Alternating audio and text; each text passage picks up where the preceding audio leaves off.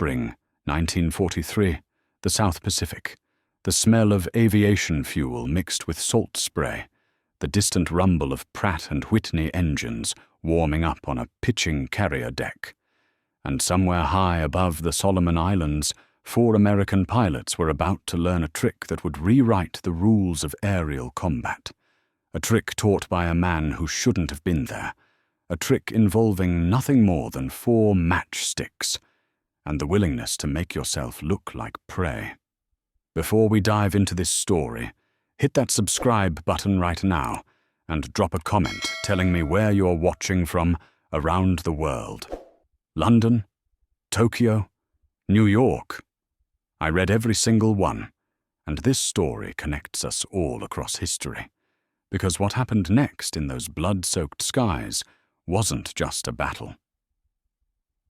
It was a gamble that either saved dozens of American lives or was the greatest military cover-up of World War II. You decide which. The USS Enterprise was bleeding, not literally.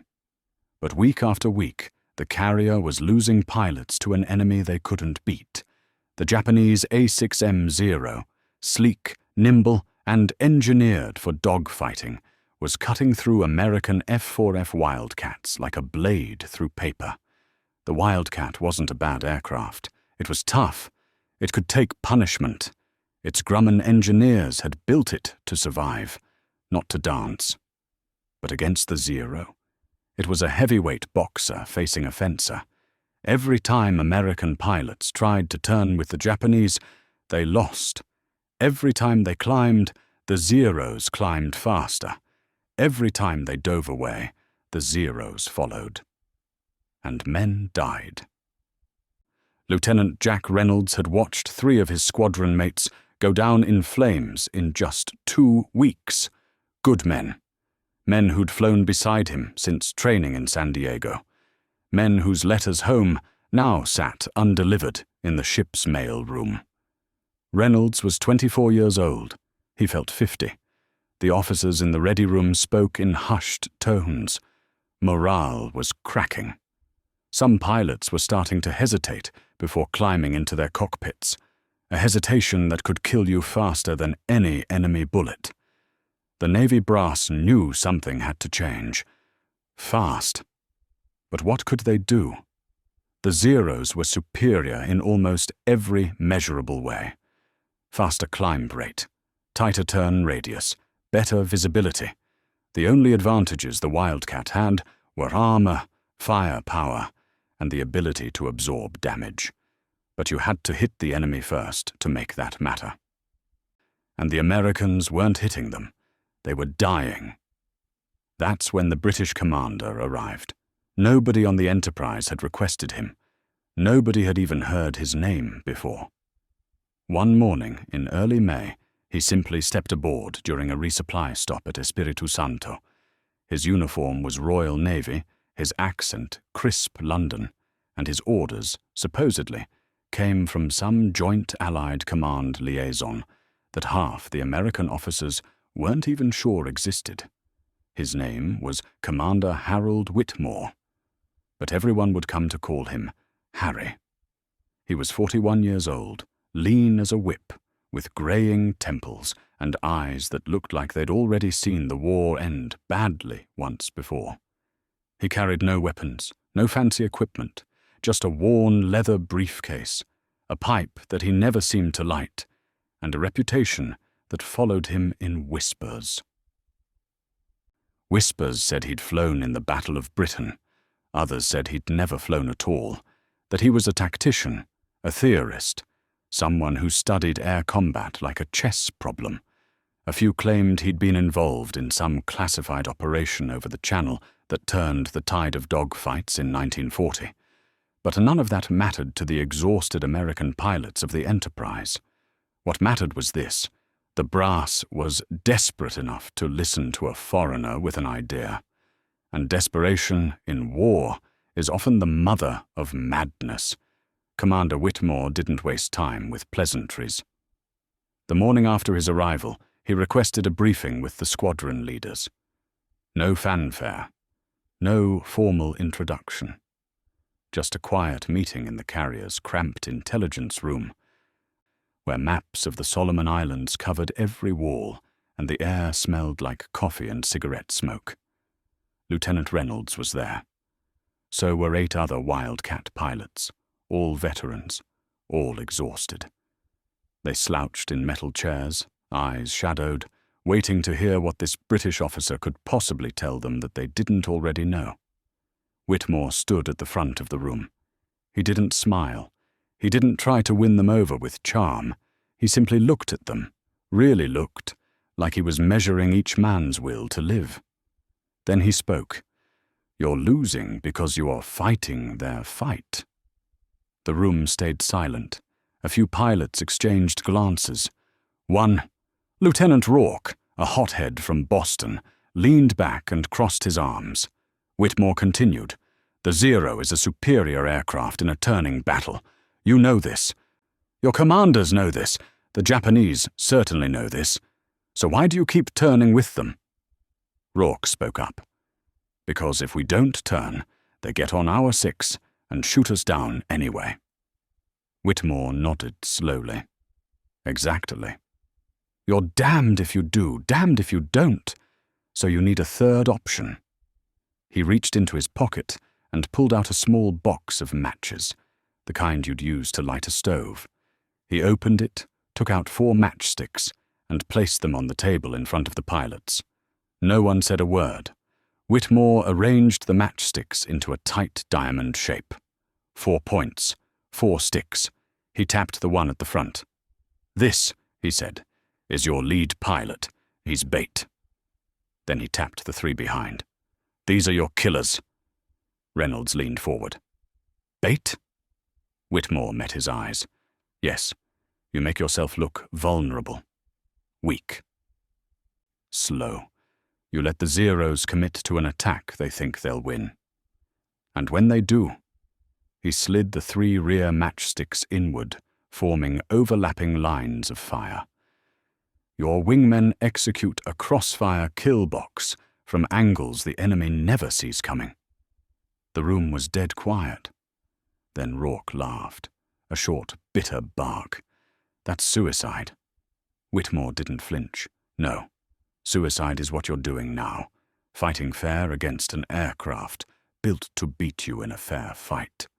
He straightened up, his voice calm but edged with something harder. "This tactic kept Spitfire squadrons alive over Dover when we were outnumbered 3-1. It works, but only if you trust the men beside you more than you fear the men in front of you." Reynolds stared at the matchsticks. 4 little sticks, 4 lives, one insane idea, and the clock was already ticking. The silence in the room stretched like a wire about to snap. Finally, Lieutenant Reynolds spoke. "You're asking the lead pilot to throttle back, in combat, while Zeros are diving on him." "Yes. And you're asking the other 3 to hold formation while their lead is getting shot at." "Yes." Rourke shook his head. "That's not tactics. That's a death wish with extra steps." But Whitmore didn't argue. He didn't defend. He just watched them. Like he knew exactly what they were thinking. Like he'd heard every objection before. One of the older pilots, Lieutenant Commander Hayes, a squared-away Texan with 2 kills to his name, leaned forward. "Commander, with respect, this kind of coordination requires perfect timing, radio discipline, nerves of steel. Most of our boys are green. Half of them have never even seen a Zero up close until it's already shooting." Whitmore nodded. "Then you don't use green pilots. You use your best 4, men who've flown together, men who trust each other." "And if it doesn't work?" Reynolds asked quietly. Whitmore's expression didn't change, but something flickered in his eyes. Something old. Something that had seen good men die for bad plans before. "Then you'll know in 4 minutes," he said, "and your wingmen will break off and dive for the deck. But if it does work," he paused, You'll down more Zeros in one engagement than your squadron has killed in the last month." The room fell silent again. Hayes looked at Reynolds. Reynolds looked at the matchsticks. 4 little sticks on a table. 4 men in the sky. The mathematics of survival had never felt so fragile. "How do we even practice this?" Reynolds asked. "We don't have Zeros to train against." "You don't need them," Whitmore said. "You need 2 things, discipline and geometry. The Zeros will always dive from above. They'll always commit to the fastest, most aggressive attack angle. That's their doctrine. That's their pride. You use that against them." He pulled a piece of chalk from his pocket and turned to a blackboard mounted on the wall. In quick, precise strokes, he drew the formation. A diamond. 4 points, arrows showing the approach vectors of enemy fighters, and then lines of fire converging from 3 directions into a single kill zone. "Your lead doesn't run," Whitmore said, tapping the front point of the diamond. "He slows just enough to keep the enemy committed. The moment they're inside 500 yards and diving, your wingmen execute a coordinated barrel roll inward." He traced the movements. "And you've got overlapping fire from 3 angles. The Zero can't evade all 3. Physically impossible." Reynolds stared at the diagram. It was beautiful. It was insane. And somewhere deep in his gut, he knew it might actually work. Over the next 18 hours, Whitmore drilled them, not in the air. Not yet. On the deck, with chalk, with matchsticks, with hand gestures and obsessive repetition. He made them walk through the timing again and again until they could recite the sequence in their sleep. Lead throttles back at T-3. Wingmen confirm visual. Lead commits to shallow left brake at T-1. Wingmen roll inward on verbal cue. Fire discipline until convergence at 400 yards. Short bursts. Don't chase. Let them fly into your bullets. Reynolds, Rourke, Hayes, and a quiet kid from Ohio named Ensign Paul Dietrich were chosen as the first team. They were the squadron's best. Not because they had the most kills, though Reynolds had 5 and Hayes had 2, but because they flew together like they shared the same brain. They'd trained together in Florida, flown convoy escort missions together for 8 months. They knew each other's voices on the radio, knew when someone was rattled, knew when to push and when to pull back. If anyone could pull off Whitmore's madness, it was them. But that didn't mean they believed in it. On the second night, Reynolds found Whitmore alone on the flight deck, staring out at the black ocean. The carrier was running dark, no lights, just the sound of water against the hull and the distant hum of engines below. Reynolds lit a cigarette. "Can I ask you something?" Whitmore glanced at him. "Go ahead." "Did you really fly in the Battle of Britain?" A pause. Then, "No." Reynolds blinked. "So you're not a pilot." "I didn't say that." Whitmore's voice was even, unreadable. "I flew reconnaissance, Blenheims, slow, unarmed, defenseless. We painted fake gun barrels on the nose to scare off fighters. It didn't work." Reynolds absorbed that. "Then how do you know this tactic works?" Whitmore turned to face him fully. "Because I watched Spitfire squadrons use it. I watched them bait Messerschmitts into traps using geometry and timing. I watched inferior aircraft survive because their pilots stopped trying to fight fair." He paused. "And I watched men die because they were too proud to try something new." Reynolds took a drag. "You know what they're calling this, right? The Matchstick Trick." A faint smile touched Whitmore's lips. "Good. Let them. Names make things real. Real things get remembered. And if we all die, then I'll have sent 4 good men to their graves for an idea." Whitmore's voice dropped. "And I'll have to live with that." The honesty was brutal, No false confidence, no patriotic speeches, just the weight of command, laid bare. Reynolds nodded slowly. "We're flying tomorrow. Early morning patrol. If we spot Zeros—" He met Whitmore's eyes. "We'll try it." Whitmore didn't smile, didn't clap him on the back. He just nodded. "Trust your wingmen, Lieutenant. The second you doubt them, you're already dead." That night, Reynolds couldn't sleep. He lay in his bunk, staring at the riveted steel ceiling of the berthing compartment, listening to the carrier's heartbeat, the rhythmic thrum of engines, the creak of metal under stress, the distant clang of tools in the hangar deck. Around him, other pilots snored. Some muttered in their sleep. Dietrich, the quiet kid from Ohio, was reading a letter from home by flashlight, his lips moving silently. Reynolds thought about the matchsticks, 4 little sticks on a table. It had looked so simple, so clean. But up there, at 15,000 feet, with Zeros screaming down and tracers ripping past your canopy, nothing was simple. Nothing was clean. What if he throttled back too early? What if the Zeros didn't commit? What if his wingmen couldn't get the angle right? What if Whitmore was wrong? But then Reynolds thought about the alternative, thought about another week of fighting Zeros the old way.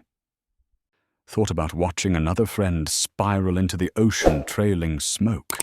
He closed his eyes, took a breath, and made the decision that every combat pilot has to make eventually. Trust the plan, or die questioning it. At 0530 hours, the 4 Wildcats launched into a grey and restless dawn. And somewhere below, standing on the flight deck with his arms crossed and his jaw tight, Commander Harold Whitmore watched them disappear into the clouds, knowing that in less than 2 hours his tactic would either save lives or end them. The sky over the Solomon Islands was deceptive that morning, pale blue, almost peaceful.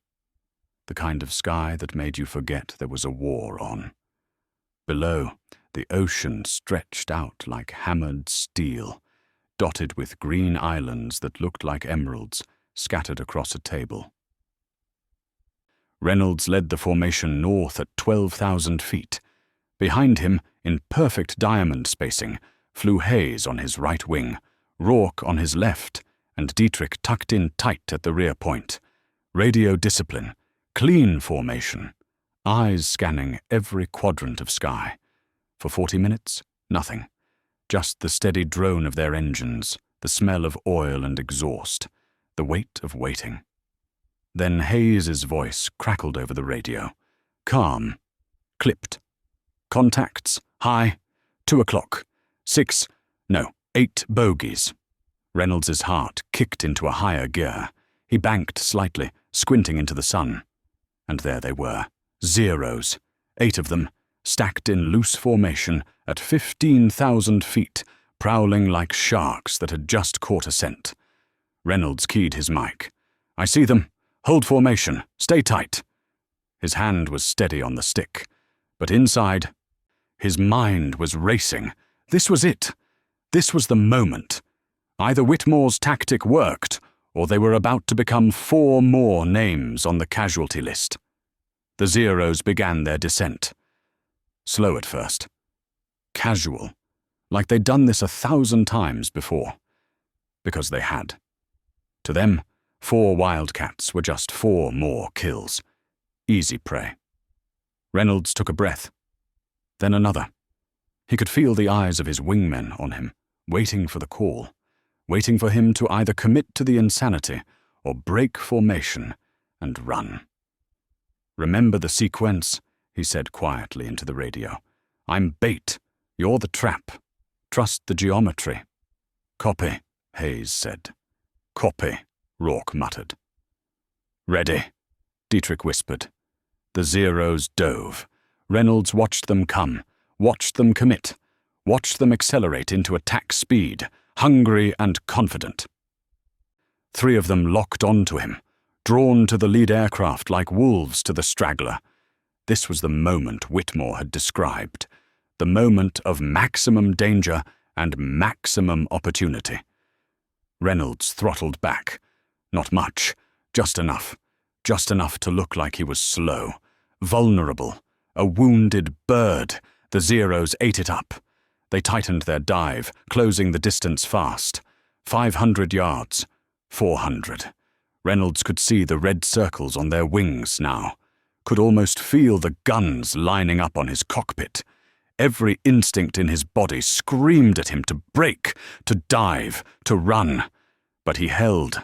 He held because 3 men behind him were depending on him to hold. 300 yards. Now! Reynolds barked. He snapped into a hard left brake, cutting throttle even more, forcing the Zeros to overshoot or commit fully to the turn. They committed. And that's when Hayes, Rourke, and Dietrich executed the roll. It happened so fast that Reynolds barely saw it.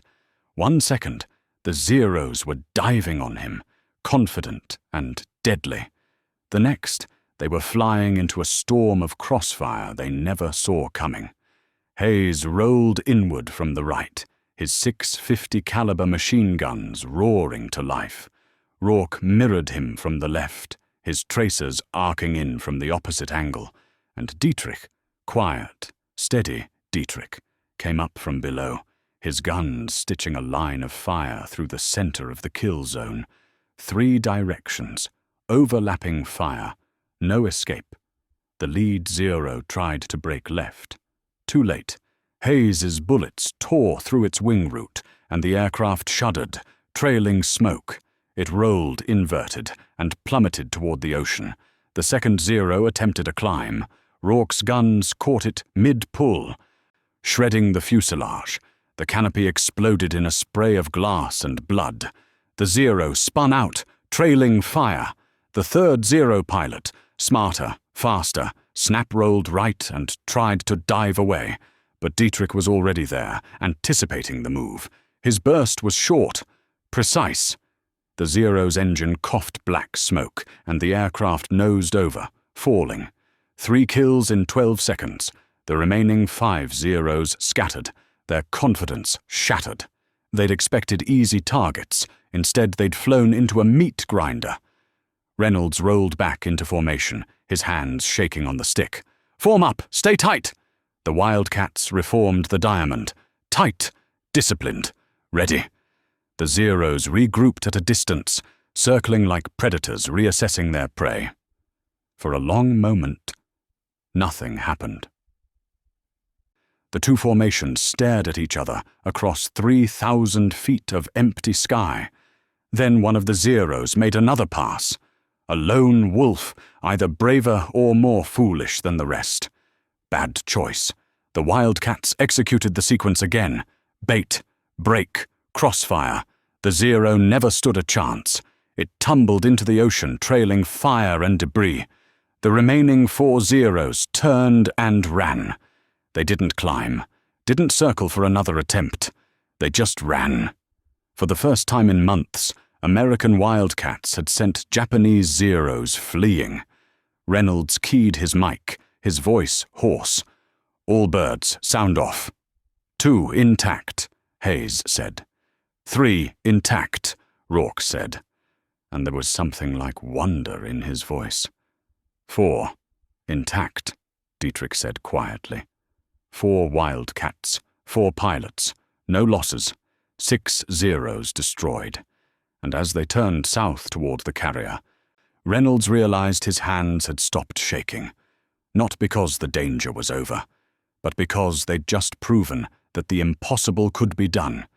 The USS Enterprise was waiting when they landed.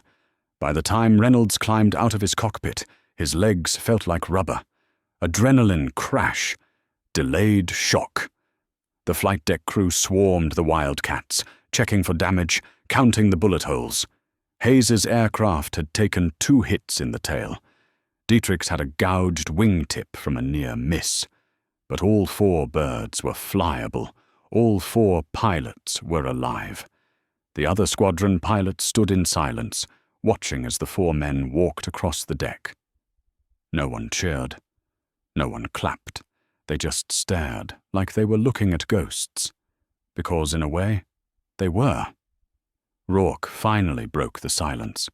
He turned to Reynolds, his face pale, his voice shaking. That actually worked. Reynolds nodded slowly. He didn't trust himself to speak yet.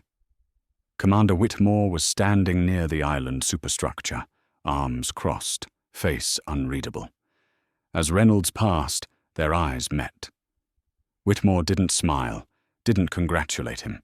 He just gave a single, almost imperceptible nod. And Reynolds understood.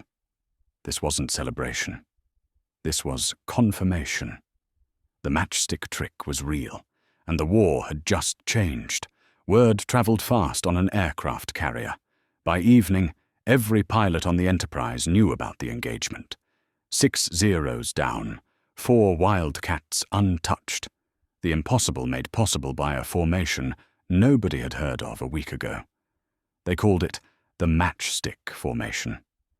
Some called it the Diamond of Death. A few called it the British Gambit.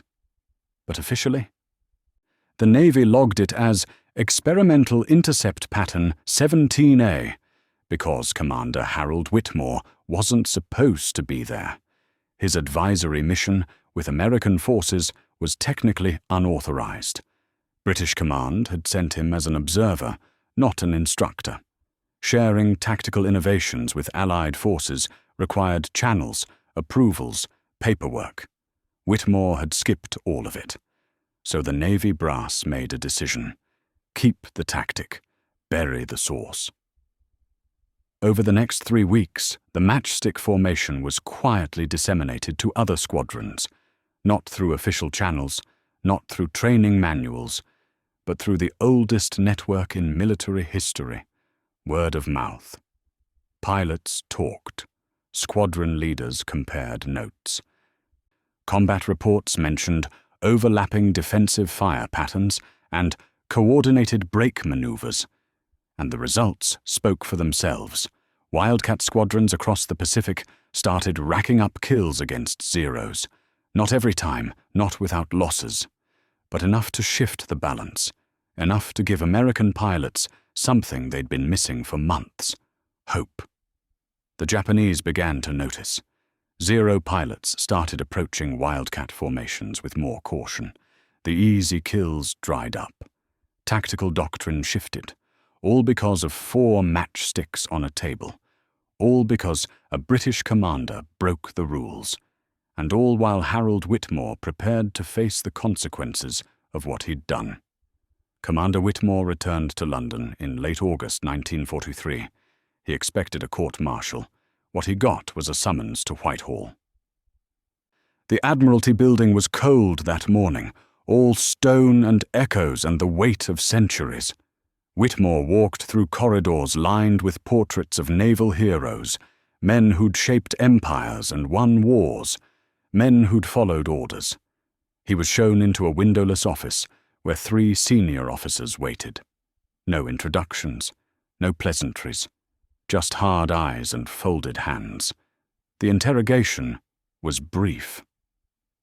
Did you share classified tactical procedures with American forces without authorization? I shared an idea, Whitmore said. Not classified material. An idea that originated from RAF combat analysis conducted under secrecy protocols.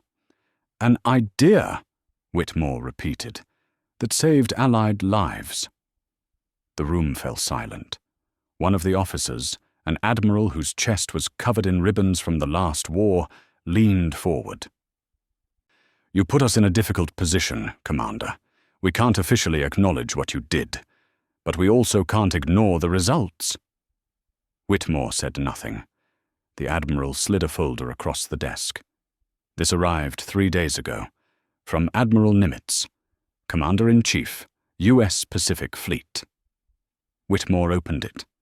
Inside was a letter on official U.S. Navy letterhead. The language was formal, careful, deliberately vague, but the message was clear.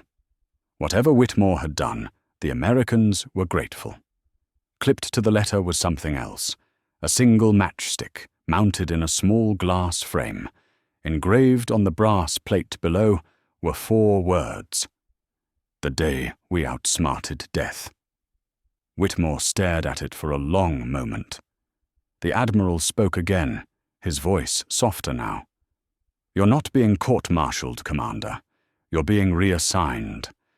Tactical development, training command. You'll work with both British and American units. Officially this time." Whitmore looked up. "And the matchstick formation?" "Officially it doesn't exist. Officially it's just good pilots learning to fly better." The Admiral's expression didn't change, but something flickered in his eyes. "Unofficially. Keep doing what you did. Just clear it through channels next time." Whitmore nodded slowly. He'd gambled, and somehow he'd won. But here's where the story gets murky, because 70 years later, historians still argue about whether Commander Harold Whitmore ever really existed. His name doesn't appear in most official records. No service file, no commendations, no obituary in the Times. The British Admiralty has no record of a Commander H. Whitmore serving in the Pacific Theatre in 1943. Some researchers claim he was real, but his identity was scrubbed from records for security reasons. Others say the entire story is a myth, a legend created to boost morale or to mask a classified tactical program that's still buried in military archives. The US Navy acknowledges Experimental Intercept Pattern 17A in declassified combat reports. Wildcat squadrons did adopt overlapping fire tactics in mid-1943. The kill ratios did improve, but the matchstick, the British commander, the dramatic briefing? No hard evidence, just stories, passed down through veterans, whispered in ready rooms, written in memoirs decades later by men whose memories had faded. Some say Whitmore was a composite. Multiple tactical advisors rolled into one convenient character. Others say he was a ghost, a cover identity for an intelligence operation. And a few, just a few, claim he was exactly who the story says he was, a man who broke the rules, saved lives, and then disappeared into the shadows of history. The framed matchstick? Never found, never photographed, never verified. But Lieutenant Jack Reynolds, who flew that first mission, told the story to his grandchildren before he died in 1998. And he swore, until his last breath, that every word was true. So what do you believe? Was Commander Harold Whitmore a real hero whose name was erased by bureaucracy and secrecy? Or was he a legend, a story we tell ourselves because we need to believe that courage and cleverness can overcome impossible odds? Maybe the truth is somewhere in between. Maybe it doesn't matter? Because, real or not, the matchstick formation saved lives. Real pilots flew it. Real Zeros fell because of it. And real men came home to their families because someone, somewhere, had the audacity to think differently. If this story made you think, hit that like button. And if you want more untold stories from World War II, the ones history tried to forget, subscribe to Echoes of London right now. Drop a comment and tell me, do you think Whitmore was real? I read every single one, and I want to hear what you think. Thanks for watching. Until next time, remember that sometimes the greatest victories aren't won with bigger guns, they're won with better ideas. I'll see you in the next story.